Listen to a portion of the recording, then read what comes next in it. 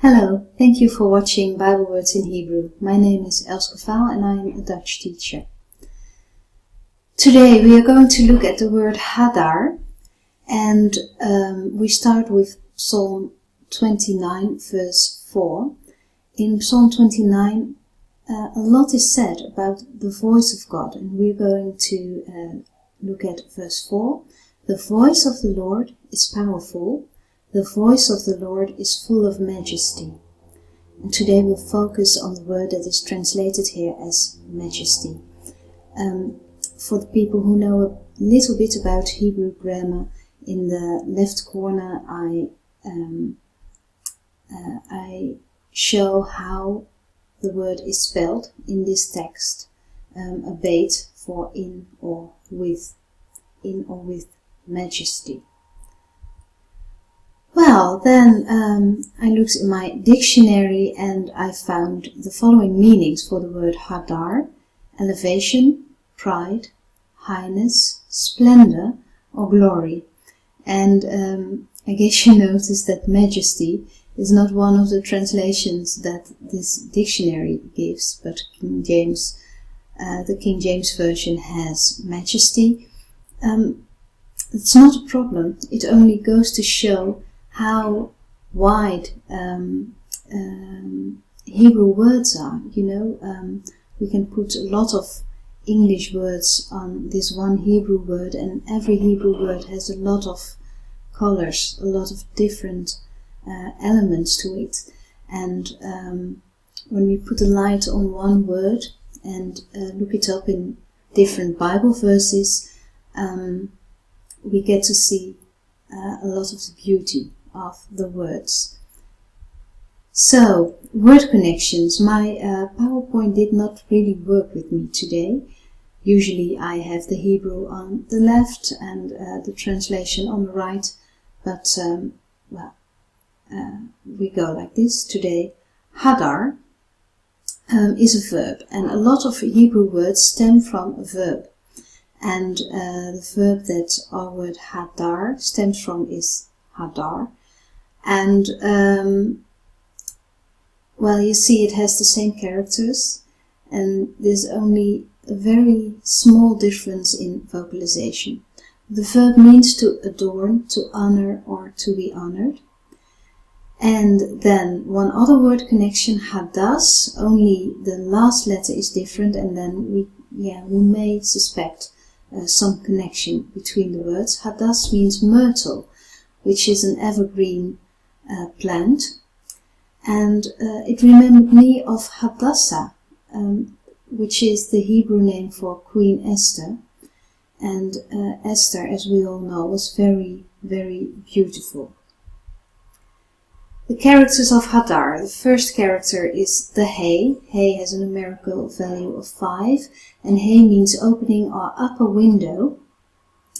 And it is the place where light falls in, or where a voice comes in, where a voice can be heard. When this voice called Abram said, Hineni, here I am, which is the answer God would love to hear when we say, where are you?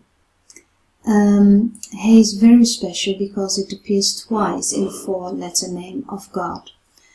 Then Dalet. Dalet means door, and a door of course stands for opening to new worlds, new knowledge, but it also tells us to keep true to tradition. Remember the door you came out of. Stay true to what you learned in the biblical tradition.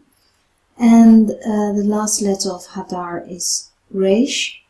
Resh has a numerical value of 200, and Resh means head, or predecessor, or principal, or elder. It can also mean elder, and I'll come back to that later in the study. The first mention of the word Hadar is in Leviticus 23 verse 30, and in Leviticus 23 verse 30 they are speaking about Sukkot, or the festival of tabernacles. Festival of Tabernacles starts this Sunday, so I thought it would be appropriate to tell you something about it. So, first mention of the word Hadar, Leviticus 23. And ye shall take you on the first day the boughs of goodly trees, branches of palm trees, and the boughs of thick trees, and willows of the brook. And ye shall rejoice before the Lord your God 7 days. Boughs of goodly trees. Which trees are meant there? Well, Talmudic tradition has thought about that a lot.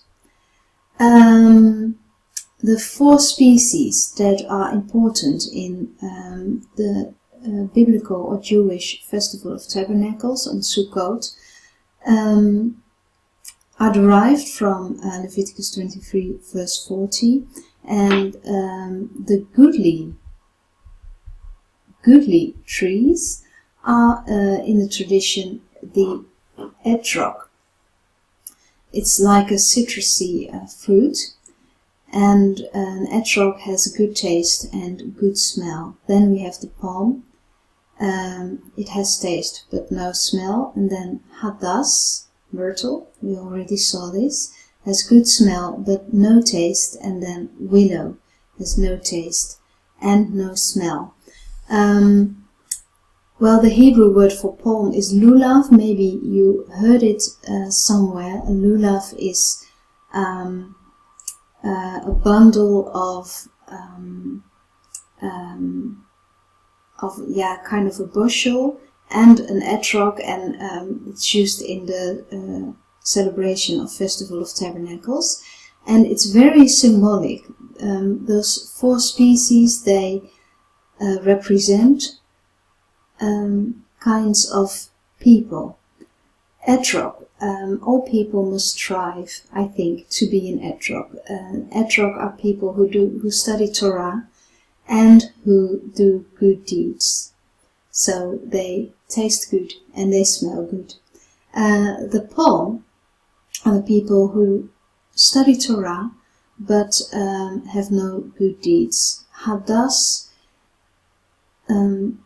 people who do good deeds, so good smell but no taste, no Bible study.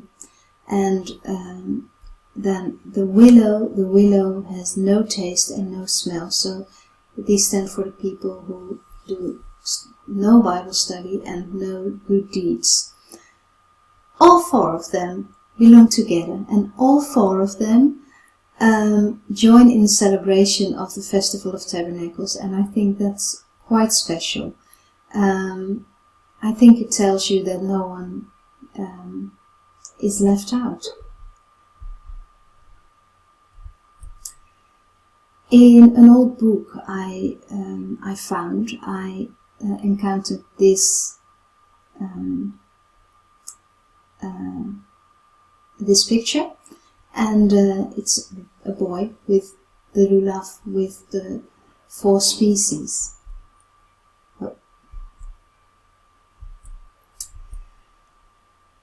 Well, why is this etrog, this fruit, called goodly? Well, there's a lot of explanations. Of course, it smells good and it tastes good.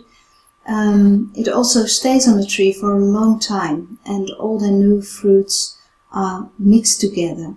So it's also kind of an, no, it's not an evergreen, I think, but, well.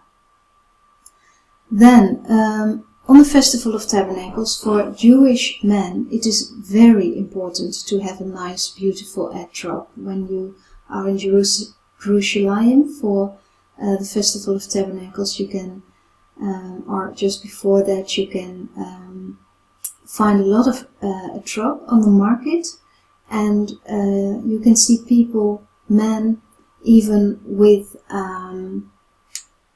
oh, I can't think of the English word. I'm sorry.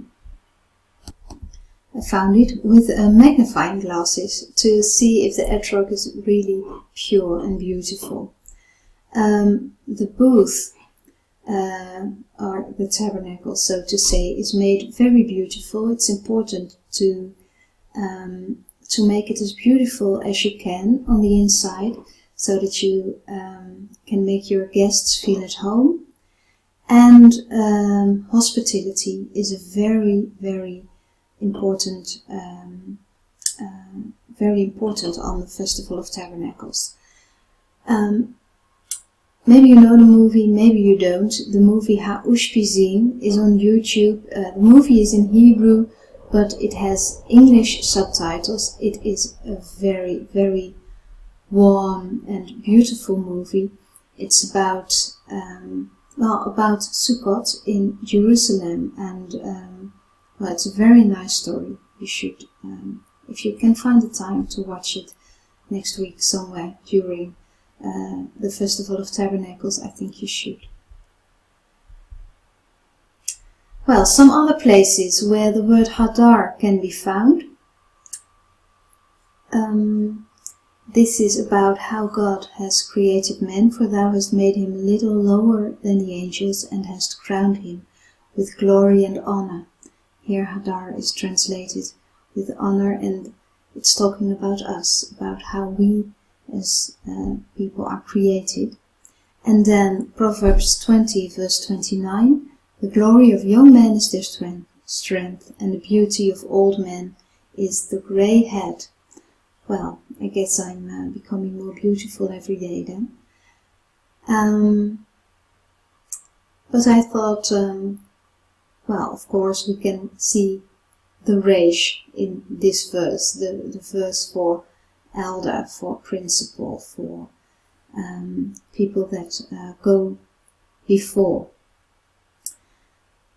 Beauty of old men is their grey head. So, I think we can say that something nice and beautiful is used in the Festival of Tabernacles. It's called the etrog, and it's very important to make your booth beautiful when you are a Jewish believer and celebrate the Feast of Tabernacles.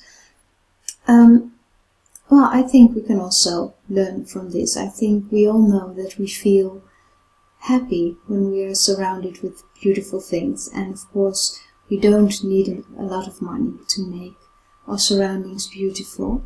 I think we can do, I want to encourage you to make your home, make your surroundings a little more beautiful today, and enjoy this beauty with your family. That's it for now. When you're curious about me or Hebrew, or you can visit my website elsgevaal.blog, and if you want to receive new video every week, of course you can subscribe to the YouTube channel, but you could also send me an email, and I will send you an email with a new video every week. I'd love to hear from you. That's it for now.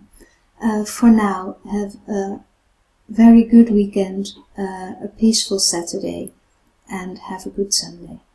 Bye.